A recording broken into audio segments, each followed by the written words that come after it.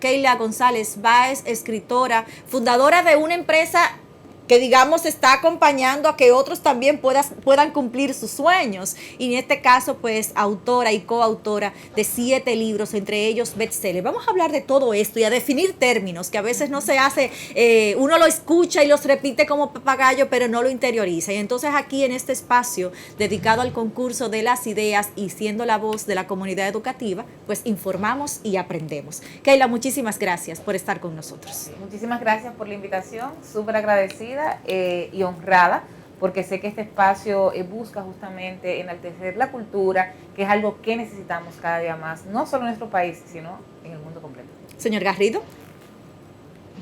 Buenas tardes, Keila, un gusto tenerte acá en New Horizons Live y que toda nuestra comunidad educativa y obviamente todos los centros educativos privados pues puedan gozar de sus conocimientos y de su producción literaria. Gracias. ¿Cómo hacer que la gente produzca por escrito? ¿Cómo lograr que los niños escriban?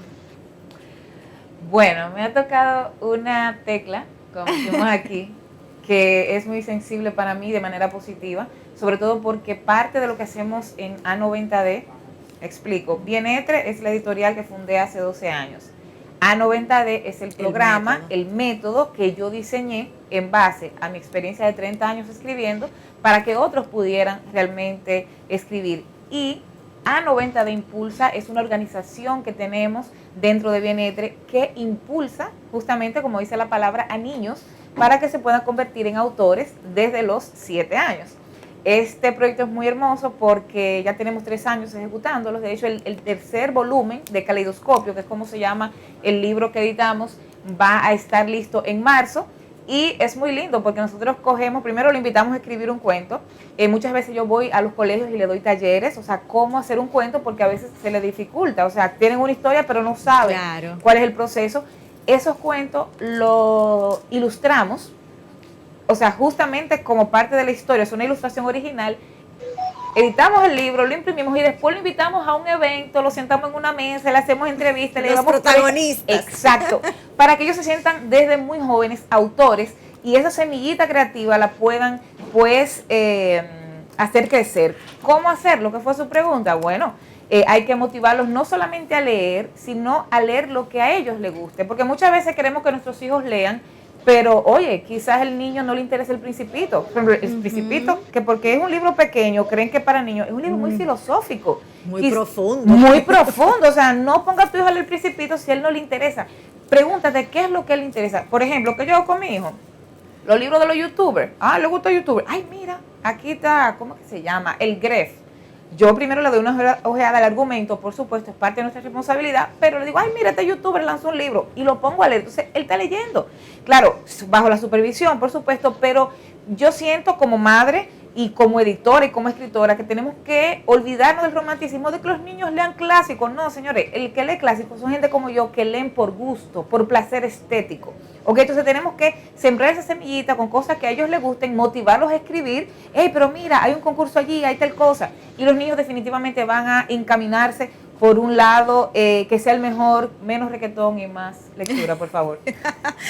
Bueno, ese es tremendo reto, ese último que ha dicho, y tocaste una tecla bastante sensible para el proceso educativo de nuestro país, pero vamos a brincarlo, hablamos de eso ahorita. Justamente tú hablas de este proceso quizás de autogestión, ¿no? De poder producir por escrito, como planteaba el señor Garrido, pero en este caso, voy plasmando por escrito lo que quiero decir, lo que quiero producir, pero ¿dónde entra aquí entonces el control de calidad?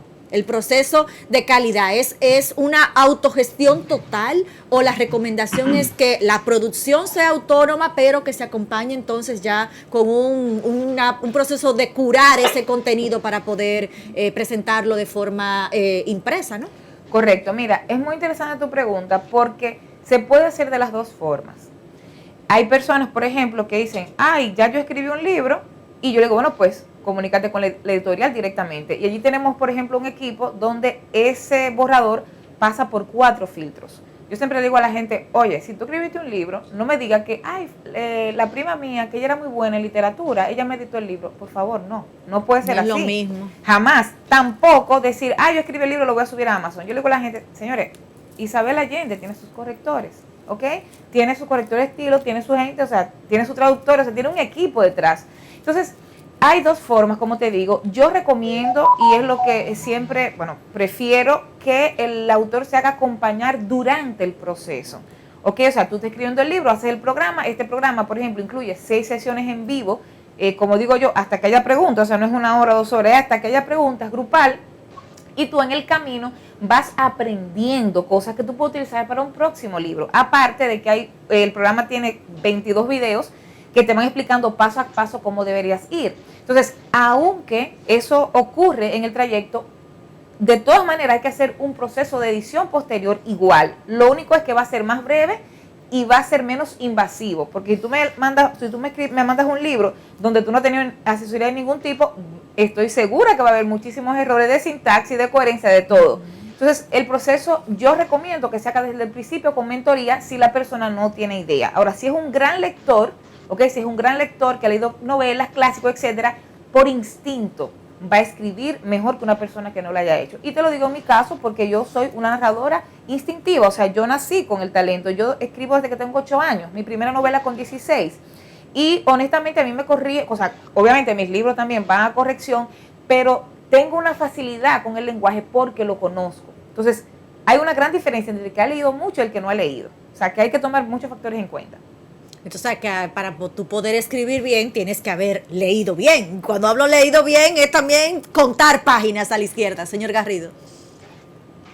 Precisamente por eso se lo digo, porque el desafío hoy en día con la juventud dominicana, y no es dominicano nada más, es cómo tú logras que el niño se siente a leer, porque es infinitamente más atractivo el video, el videojuego, la computadora, incluso ya hasta los deportes están perdiendo adeptos. O sea, ya ni siquiera las actividades lúdicas físicas los niños quieren hacerlas porque encuentran más placer y diversión en conectarse con una comunidad global, con 14 amiguitos, uno que está en la India, otro que está en Europa, o 2 que están en Europa, 4 que están en Estados Unidos y 3 en Latinoamérica, y ellos conforman su grupo y se reúnen 4 horas al día a practicar y a jugar un videojuego, y no quieren ni siquiera ir al parque. Entonces cuando tú le dices, mira,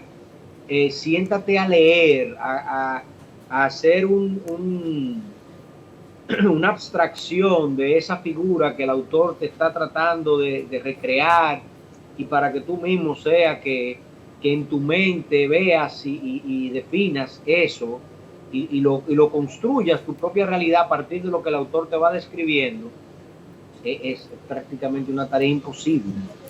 Entonces, de ahí a escribir, y entonces luego en la escritura vemos que digamos que el vocabulario hablado se ha traducido al verbal, al escrito, y ese es el que llevamos. O sea, ya nadie escribe por qué, la gente escribe PK.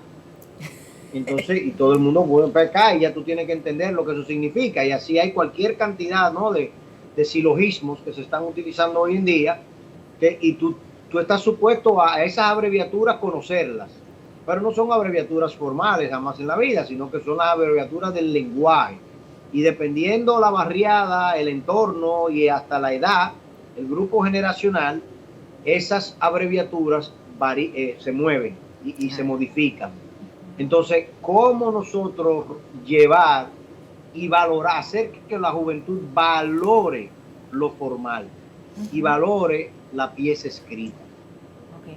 Me parece súper interesante lo que dice, porque de hecho ayer justamente lo discutía con un filólogo, estábamos hablando, teníamos una cena, y la conclusión a la que llegamos es que la gente escribe así por desconocimiento del lenguaje. ¿Ok? O sea, claro, el qué lo que, ¿verdad? O lo que sea que usen es porque no tienen un lenguaje rico. O sea, su léxico es muy limitado, entonces, bueno, salgo del paso, ¿no? Y a veces se escribe fonéticamente, o sea, como escucho, que se pronuncia, así lo escribo. Correctamente. Entonces yo creo que el trabajo de nosotros es hacerlo atractivo, ¿ok? Porque es el trabajo, o sea, Yo le puedo decir que, por ejemplo, de esos niños que han publicado con nosotros, que ahora mismo hay como 24 jóvenes que han publicado, son niños que escriben, mami, dile a Keila que ya estoy escribiendo el otro cuento, mami, dile, y se ponen a leer. Incluso uno de los deseos que yo tengo es que este año nosotros podamos crear un club de lectura, ¿ok?, que sea de los mismos cuentos de ellos, porque es lo que digo, hay que hacerlo como un juego. Si le decimos al niño, mira, siéntate a leer, él no se va a sentar. ¿Por qué? Porque él prefiere estar jugando PlayStation, ¿ok? Ahora si le decimos, hey, tenemos un club de lectura de los libros que escribió fulano, o mira, ¿cómo es que se llama el youtuber este? Que son tantos. Vegeta. Ah, sí, Vegeta. Mira que Vegeta tiró me confesé aquí. Mi hijo, ¿Tú tienes hijos? ¿Tú tienes hijos? Claro. Ah, no, pero no hay forma de no conocer a pero Vegeta. eso, a mí, de hecho, me da una buena impresión porque tú sabes Claro. que es lo que yo están viendo. Entonces tú dices, mira, Vegeta tiró un libro nuevo, ¿con qué sé yo quién? Ok, con Rubius, ese otro. Rubius. Sí, el Rubius y Vegeta tiraron un libro. Ah, espérate, como yo quiero ser youtuber, yo voy a leer. Y déjame decirte que los libros de esos muchachos, que son como cómics, son interesantes. Totalmente, tienen una historia, una cuestión. Entonces, yo creo que es hacerlo divertido y algo que puede funcionar, porque funcionaba en mi caso, es que negocia con el hijo. Mira, si tú te lees tanto libro al mes, así me hacían a mí, te voy a dar 100 pesos. Y 100 pesos en esa época, señores, eso era... Y yo, mira, o sea, yo me fajaba a leer y después ya lo hacía por gusto. Pero uno tiene que ponerse creativo y buscar la manera de que el niño realmente entre en contacto con literatura sana. O sea, no, como repito, no hay que aspirar a los clásicos y que te lean la Odisea, señores. Ni yo me he leído la Odisea, la he agarrado 4 veces y la suelto. Densa, como ella es sola. muy densa, ¿entiendes? Ok, y mira, me he leído El Conde de Montecristo, por ejemplo. Sí. Pero es que es una cuestión de gusto. Y yo creo que ahí es donde la gente se equivoca. Ay, a mí no me gusta leer. No, es que tú no has encontrado qué es lo que te gusta leer. Justamente en ese proceso de encontrar qué te gusta leer, cuál es el rol que deben jugar las academias, las escuelas, en la educación preuniversitaria, en la educación universitaria, porque es más fácil, casi planteándolo desde la vista que tenía el señor Garrido, es más fácil tú decirle, mira, mírate este webinar y a partir de ahí, o sea, pero el rol que debe jugar la academia y ahí haciendo el ejercicio con mi hijo tiene 14 años y está leyendo las 48 leyes del poder. Wow. Y yo le digo, mi hijo, ¿y por qué tú quieres que yo te compre ese libro? Me dice, porque yo tenía un debate con mi profesor, qué sé yo quiéncito, y él me dijo que el planteamiento que yo le estaba haciendo se parecía a una de las leyes. Y está leyendo las 48 leyes del poder. Entonces, ¿cómo incide el docente, la academia, en esa selección de qué me gusta y guiar mis intereses? Excelente pregunta, porque justamente de eso se trata. O sea, yo creo, señores, que el trabajo es de nosotros, de los adultos, no es de los niños. Entonces, ¿qué yo te diría? Mira, si tú quieres, por ejemplo, que los niños lean, haz que ese autor sea un personaje que a ellos les pueda interesar. Por ejemplo, cuando yo hablo de Madame Curie, por ejemplo, que es una de las personas que yo más admiro y yo creo que en la otra vida la admiraré muchísimo, yo, por ejemplo, en esto estaba viendo como una docuserie, era incluso animada, y yo, wow, qué interesante. Y mi hijo me dice, ay, pero yo no sabía eso, Marie Curie. Pues yo tengo hasta una foto de Marie Curie en mi habitación, para que ustedes saben el nivel de admiración. Ay, pero yo no sabía eso, esa no es la que tú tienes en la habitación. Y yo, sí, qué interesante. Pues igual, pero mira, agárrate este librito. O sea, si uno hace, claro, Marie Curie es científica, pero estoy poniendo un ejemplo con mi hijo también para que sea más entendible. Si uno hace que esos autores, o sea, no es como que léete este libro. Por ejemplo, tú sabías que Juan Pablo Duarte se tuvo que ir a Venezuela y tú le haces una historia del personaje que conecte con ellos, o sea, que puedan identificarse con el autor. Entonces, pero yo quiero conocer más de esa persona. ¿Cómo puedo conocerla? A través de sus libros. O sea, yo creo que esa sería una forma interesante de integrar a los niños en la lectura con el autor. O sea, no solamente como que leerte el libro, porque leer libros, señores, mucha gente lo encuentra aburrido, ¿ok? Hay personas que le lagrimean los ojos, hay no sé qué, pero, por ejemplo, ahora yo estoy leyendo una biografía de Marilyn Monroe. Yo estoy impresionada de la cultura general que tenía esa mujer. O sea, es una historia totalmente diferente a la que nos han presentado. De hecho, un detalle interesante que dice el libro es que Marilyn Monroe, por ejemplo, tiene más fotos leyendo que con poca ropa. Y es verdad, es verdad. Marilyn Monroe era una lectora, o sea, intensa, pero no se habla de eso. Entonces, ¿qué pasa? Si yo conecto a Marilyn con la actriz, la que sé yo cuánto, la sexy, no sé qué, pero entonces quiero conocer más de ella, voy a leer sobre ella. Entonces, yo creo que ese sería un buen método para acercar a los niños. Claro, no es que lo mandemos a leer de Marilyn, estoy poniendo un ejemplo. Claro. Cuidado y los toman literal. Exacto. Pero, y de hecho, mira, ese libro ese libro a mí me ha sorprendido mucho, pero bueno, no es el tema. Pero vamos a integrar a los niños con el personaje más que con el libro. Señor Garrido. Es interesante cuando uno como profesor, tú decías, ¿qué puede hacer el profesor? Todo. El profesor es es el estandarte, sobre todo cuando los niños son pequeños, ¿no? Claro. Cuando los niños son pequeños, lo que dice el profesor en el aula va por encima de los padres. Ellos no te creen a ti, no mami, porque el profesor dijo. Mi profe dijo, es verdad. El profe dijo, ¿entiendes? Entonces, el profesor lo es todo. Luego, obviamente, no es lo mismo si cuando tú llegas a tu casa o cuando tus hijos están en la casa contigo, tus hijos te ven a ti leyendo, que tus hijos te vean a ti jugando dominó. Inmediatamente el mensaje es otro, es diferente.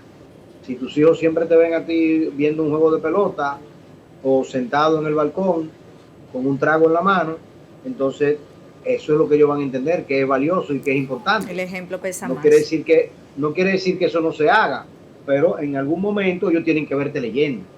Claro. Hay otras cosas básicas que yo siempre digo que uno puede hacer para promover la lectura. Y hoy en día la lectura comienza con cualquier cosa, puede comenzar con información noticiosa. Si tus hijos ven que tú lees la prensa, si tus hijos ven que tú eres una persona informada, que te preocupa por las noticias y escribes, pues entonces ellos también valoran eso. Y obviamente si cuando ellos leen un libro, tú te sientas con ellos a repasar ese libro, a compartir lo que ese libro trató, pues entonces ya ellos le dan otro valor. Y de ahí en adelante entonces ya ellos quieren leer otro porque papi está interesado o mamá está interesada en saber de qué fue que yo leí y yo quiero hacerle el cuento de lo chulo de lo que yo leí. Todas estas estrategias definitivamente tenemos que tomar a los padres para acompañar al docente y para acompañar al centro educativo, porque de lo contrario no vamos a tener una población educada y formada. Hoy en día, por suerte creo yo, si se hace bien, los mecanismos audiovisuales ayudan a expandir el lenguaje, a expandir el conocimiento, si se hace bien. Pero la participación de los padres y la participación del centro educativo es fundamental todo el tiempo para garantizar que eso sea así. Y que tengan proyectos que sean, digamos, que le ayuden a construir el conocimiento y obviamente que le garanticen cierta, la formación suficiente para poder estructurar las ideas y los propios proyectos. Y si me permite decir algo también, creo que es importante tomar en cuenta los formatos. Quizá el niño no quiera agarrarte un libro, pero te escuche el audiolibro, ¿ok? O quizás mira, yo prefiero leer en el iPad. O sea, hay que buscar cuál es la manera de él, porque como decía ahorita, mi hijo no es que le guste leer, y créeme que me he visto leyendo toda su vida, y su papá leía, o sea, a unos niveles que Dios mío, pero él no prefiere la lectura. Sin embargo, eligiendo un formato, eligiendo un tema que a él le interese, lo he podido encaminar un poquito y a veces yo digo, ve acá, pero si tú lees tampoco, ¿cómo que tú sabes tanto?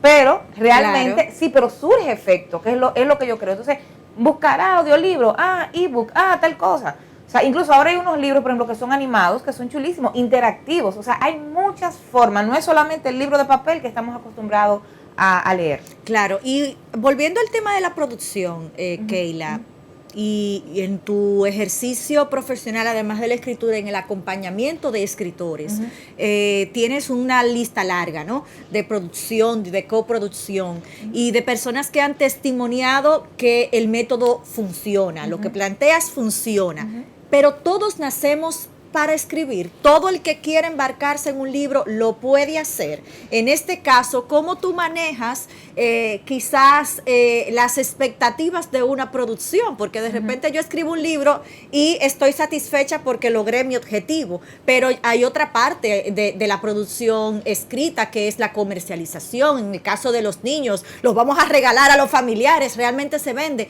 Esa otra parte de ese manejo quizás complementario en la psiquis, en las emociones de un productor, de un escritor, ¿cómo se maneja en este proceso, sobre todo de los principiantes? Mira, lo primero es que yo considero que todo el que tenga el deseo de escribir un libro puede hacerlo. Algunos van a tomar más tiempo, otros van a tomar menos, algunos van a lanzar un material con más o menos calidad. Eso es una realidad. No puedo esperar que todo el mundo lo haga bien, ¿ok? Sin embargo, sí creo, o sea, sí, yo siempre digo, como Steve Jobs decía que cualquiera debería tener una computadora, yo creo que cualquiera que desee escribir un libro puede hacerlo. Ahora, tiene que tener, dependiendo del nivel cultural que tenga, del bagaje y tal, la humildad de aceptar sugerencias, porque no me quiero tuve a mí en una clase. No, yo digo, no me amores, que no podemos escribir disparate. Yo se lo digo así, me dicen, pero estoy, pero es que, yo digo, es que al final van a hablar de mí también como tu mentor. Entonces, si el autor se deja llevar, si la persona se deja llevar, puede llegar a un punto realmente aceptable, ¿ok? La calidad para mí es muy importante. O sea, hay libros que nosotros hemos durado 6 meses editándole. No, mire, el informe de lectura da que no, que esto no se puede. Vuelva y haga esto. Y manda y vuelva y haga esto, porque al final hay que cuidar también la reputación del editorial. Entonces, sí creo que casi cualquiera lo puede hacer. Y en otro orden, como preguntaba sobre el tema post-escritura, el tema de la comercialización es algo que realmente, bueno, en definitiva, causa mucha ansiedad y yo creo que es una de las diferencias grandes que tiene el programa A90D, porque yo, bueno, nací, ¿verdad?, con la capacidad, el talento, no sé, de escribir, pero también soy muy empresaria, o sea, veo mucho los negocios, cómo hacerlo, y de hecho, es como te digo, la particularidad que tiene A90D, cómo enfocar ese tema de manera que sea atractivo y venda. Entonces, en el programa, la tercera parte del programa, es todo sobre ventas, porque siempre le digo a las personas, no es los $6 que te da Amazon por cada libro, los $5, pero mira, esto es tapa dura, se vende $35 en Amazon, ahí me quedan 4, para que entiendan el nivel, o sea, no, a veces hay ganancias dependiendo del libro, del formato. Entonces, no es los 4 ni los $6 que te da Amazon, donde está el dinero es en las puertas que te abre el libro. No es lo mismo tú decir, por ejemplo, soy profesor, o decir, soy el profesor, autor del libro. Por ejemplo, tengo una profesora que es de San Pedro de Macorís, que se llama Nicole James, que el libro de ella se llama Liderazgo en el Aula. Me parece brillante el concepto que ella maneja. Y ella ha sido incluso invitada después del libro a conferencias internacionales, ha hecho programas digitales para otros maestros. O sea, ella ha hecho muchísimos subproductos, que es lo que yo enseño en el programa, alrededor del libro. Entonces, si ella está ganando, por ejemplo, al mes $1,000, $2,000 adicionales, no son del libro, pero es el libro el que le ha abierto la puerta a esos subproductos. Entonces, hay que aprender a manejarlo, es un arte, se enseña en el programa, pero es totalmente posible. Si vienes a escribir un libro para hacerte rico, creo que estás por la razón equivocada. Absolutamente, absolutamente. Ahora, si tú quieres escribir un libro para dejar un legado a tus hijos, si tú quieres elevar tu autoridad, tu visibilidad, si tú quieres cumplir un sueño, si tú quieres, tener más presencia, son razones perfectamente válidas. Ahora, lo de hacerse rico, yo te voy a decir la verdad, con los libros no es que yo he hecho el dinero que tengo. Y eso que tú dices es muy curioso. En Moca, tú que eres del Cibao, quizás la has visto, hay una señora no es cierto que se coloca en una de las esquinas principales de Moca, cuando tú llegas al Banco Popular, valga la cuña, la Ramón Cáceres, me parece que es que se llama, que ella vende su libro ella misma en su vehículo, lo logré a los 40, algo ella así. 90D, ella bueno. alumna mía. Bueno, y ella, que en el libro quizás no es que ha logrado, pero el empoderamiento que ella ha logrado en la zona, en otras mujeres que han seguido eso. De hecho, yo debo decirlo, mi hermana viajó de aquí a Moca a comprarle el libro. ¿Te das para cuenta? decirle algo. Sí. O sea, yo no lo he leído, no lo he tenido, pero ella me dio el testimonio. Dice, mira, fui a visitar a Giovanna Ramos, y conseguí el libro. Qué chica tan encantadora y qué energía tan positiva transmite. O sea, que ese subproducto de empoderar a otras mujeres, correcto, también pues ahí se puede evidenciar. Y date cuenta algo, Giovanna, por ejemplo, está haciendo conferencias. O sea, Giovanna está haciendo otros productos. O sea, que al final es lo que digo. O sea, yo te voy a decir la verdad, lo digo aquí, yo no estoy muy de acuerdo con la vendedera en la calle. Yo no estoy de acuerdo con eso. Yo se le digo, ven acá, Giovanna, pero la prosperidad, ¿dónde es? Pero sí, las otras cosas que ella está haciendo, estoy segura, porque bueno, en mi estudiante, que le están dando más beneficios. Entonces, al final, yo siempre digo, el libro es la llave que te abre la puerta a otros lugares que sin ser autor tú no entrarías. Claro que sí, señor Garrido.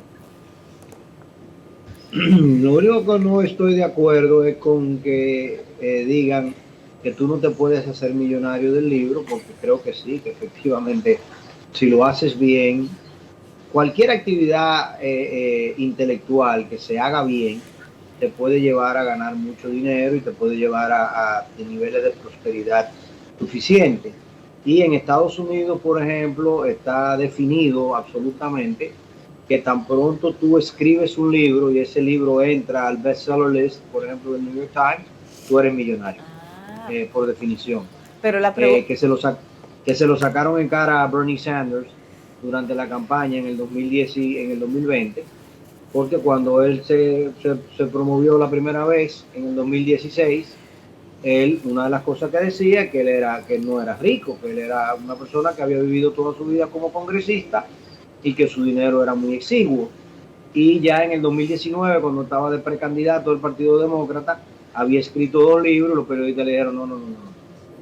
Usted puede decir lo que usted quiera, pero usted ya tiene millones de dólares porque usted escribió 2 libros. Ahí voy. Dato interesante. Déjame decirte que Isabel Allende, que yo tuve la oportunidad de entrevistarlo, yo tenía ese concepto y ella me aterrizó, está por ahí la entrevista. Y ella me dice, y vamos a decir la verdad, o sea, claro, tú puedes hacerte rico. Ahora, Rawlings, la de Harry Potter, claro que es rica. Isabel Allende, claro que es rica. Ahora, ¿cuántos de nosotros somos ellos? ¿Ok? Porque algo que me caracteriza es que yo soy muy aterrizado. O sea, yo no le vendo a la gente sueño, como decimos. Mira, esto es lo que es. Ahora, claro, si tú tienes un talento extraordinario, ¿ok? Y aparte, porque por ejemplo, uno de los temas por lo que existe 90D es porque las editoriales te dan un 10% de la ganancia. Entonces, con un 10%, ¿tú crees que una gente se hace rica vendiendo libros a 700 mil pesos en cuesta? Calcula cuánto hay que vender para hacerse millonario. Entonces, hay muchos factores que sería un programa completo de conversarlo para ver realmente qué es lo que implica que tú te puedas hacer millonario con un libro. Porque no es imposible, porque nada es imposible en esta vida. Así es. Bueno, se nos ha agotado el tiempo. Ahí quedó abierta la invitación. Así es, la próxima Muchas conversación, gracias. sin duda. Y bueno, aquí tenemos a la coordinadora del Departamento de Español que está ahí en el bullpen esperando para hacer también. Hay que corregirle que el libro lo puede encontrar en el New Horizons Bookshop. Ahí está. Bueno, pues vamos entonces a agradecer a Keila el favor de esta conversación y comprometerla al aire, sin duda, porque ya quedaron todavía muchos temas sobre la mesa para poder seguir debatiendo, aclarando y enriqueciendo esta conversación en la voz alternativa de la comunidad educativa. Keila, el que nos está viendo y quiere contactarse contigo, acercarse a tu método, a tu editorial, dale las coordenadas, obviamente. Claro que sí. Bueno, pueden escribirme a mis redes sociales, Keila González Báez, o también al editorial, Vive Bienetre, es Editorial Bienetre, o también pueden llamar al teléfono de la oficina o WhatsApp, que es el mismo, 809-276-4504. Bien. Y gracias por la oportunidad, me ha encantado estar aquí y creo que programas como estos debemos seguirlos promoviendo porque es lo que necesita la República Dominicana.